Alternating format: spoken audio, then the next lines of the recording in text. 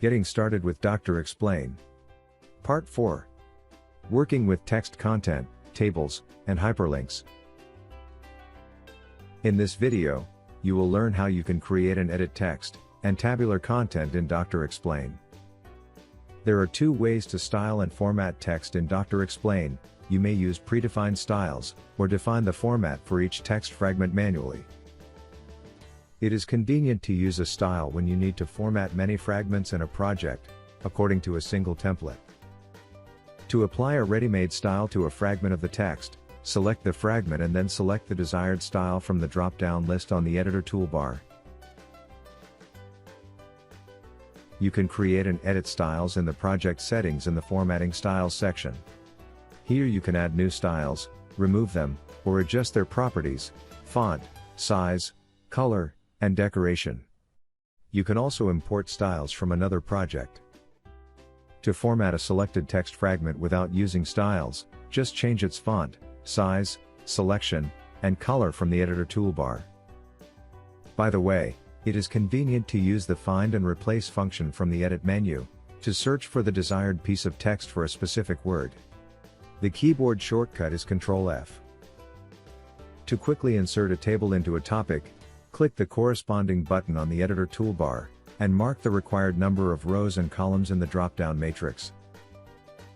You can also insert a table using a special dialog, in which you can immediately set additional parameters for the new table, alignment, indents, and width.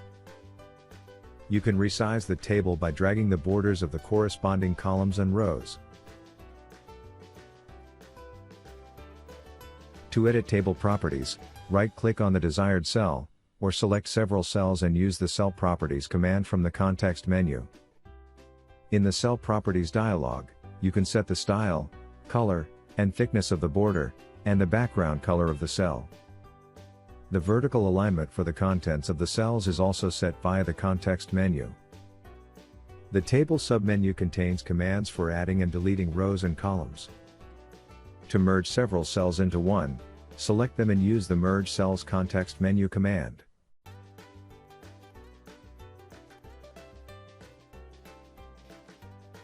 In order to insert a link or edit an existing one, select the text, and select the Insert Link command, or use the keyboard shortcut Ctrl+K.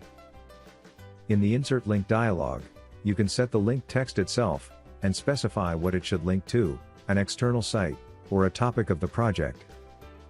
To link to a specific portion of a topic, specify the appropriate control, or anchor defined in that topic. So in this video, we learned how to work with text content, tables, and hyperlinks. Watch more tutorials in this series to learn more about developing user documentation with Dr. Explain. And don't forget, you can install and start working with Dr. Explain absolutely free. The latest version of the program is always available at drexplain.com.